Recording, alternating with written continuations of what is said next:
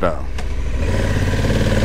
Bonjour les amis, on se retrouve, ça y est, on est en Suisse, je passe en sport, voilà. Et on se retrouve pour l'essai de cette merveilleuse Africa Twin DCT. Alors, on est sur les petites routes de montagne, on va voir un petit peu comment elle réagit. Donc là, je roule en mode urbain. Donc je roule en mode urbain, ça veut dire que je suis en suspension médium. Je suis full chargé, hein. Donc là j'arrive vraiment. Vous me voyez en direct, j'ai fait 856 km. Donc à 5 litres 1 de moyenne. Donc c'est pas une moto très gourmande. Bon, j'ai fait principalement de l'autoroute. Et l'autoroute qui m'a permis de profiter de ce merveilleux cruise control qui fonctionne extrêmement bien. C'est un vrai plaisir. Ça passe tout seul et en plus il a une mémoire au contraire de la MV Agusta l'année dernière qui elle n'avait aucune mémoire. C'était d'ailleurs très chiant. Alors vous le remarquerez, je vais rouler à la Suisse. Là vous voyez que le DCT il a un peu de mal. Il ne s'attend pas à ce qu'on descende aussi bas dans les tours. Donc il ne faut pas hésiter de retaper une petite vitesse.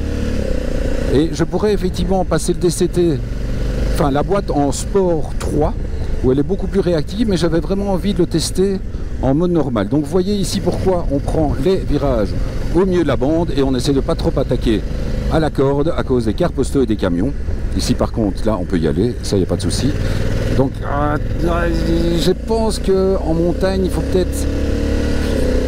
il faut pas hésiter de temps en temps à retaper des vitesses, surtout en montée, parce que la boîte a tendance à passer la vitesse au-dessus et obliger le moteur à vraiment reprendre à très bas régime, ce qui est quand même pas super top, quoi.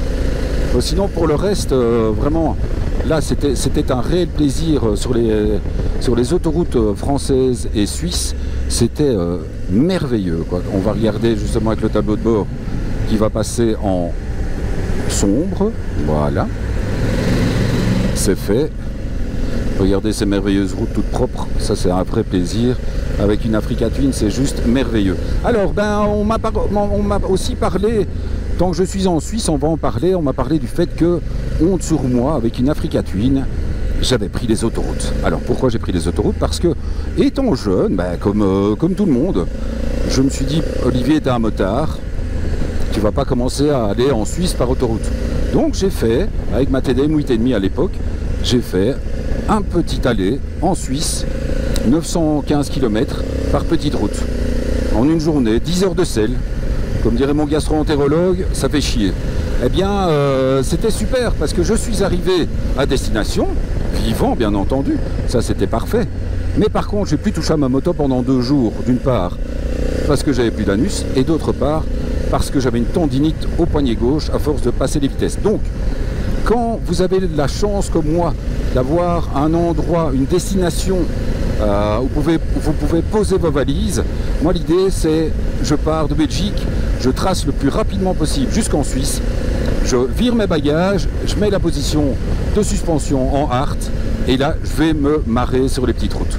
Je trouve ça beaucoup plus sympa. Bon là, clairement, même si je suis chargé avec les 3 valises, enfin avec les 2 valises et le top case, voilà, il n'y a pas grand chose dedans parce que je viens que pour 4 jours. Donc vraiment, j'ai pris le strict minimum, d'autant plus qu'on va faire que de la moto. Donc il n'y a pas de raison de commencer à prendre trop... Donc la moto est chargée, mais ça reste raisonnable.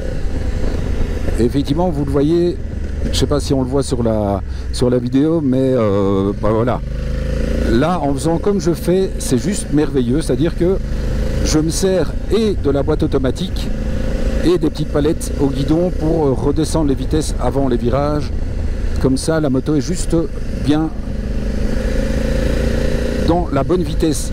Alors donc, justement, l'autre chose pour laquelle j'évite de prendre les petites routes en Suisse, il faut savoir que quand vous êtes en vallée, enfin quand vous êtes en vallée ou même en montagne, mais en montagne c'est plus rare, il faut savoir que donc en Suisse, l'interfile est interdite, les remontées de filet également, donc ne vous inquiétez pas que les automobilistes ne vont pas rater l'occasion de vous le rappeler.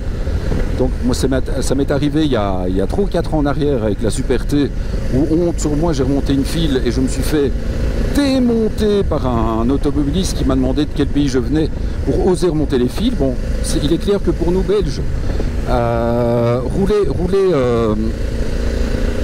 rouler à moto et ne pas pouvoir remonter les fils, ça semble complètement incongru. Parce qu'alors, où est l'intérêt de rouler à moto? Ben bon, il semblerait qu'ici en Suisse, ça passe. Les gens trouvent ça tout à fait normal. Et autre chose, donc depuis effectivement Via Sicura, il faut savoir que les amendes sont extrêmement salées quant au si vous faites flasher.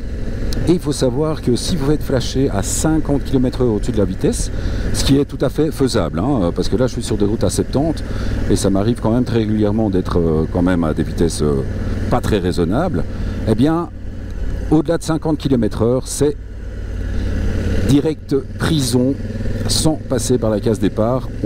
Même si vous êtes étranger, vous vous retrouvez en tôle. Donc mieux vaut éviter de se faire flasher sur les petites routes.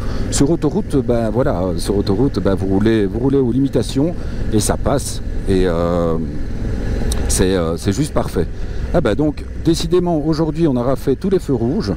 Et donc, on va terminer cette première vidéo qui, j'espère, vous aura plu de cette présentation d'Africa Twin. Demain, on fait vraiment demain et après-demain, on fait vraiment l'école.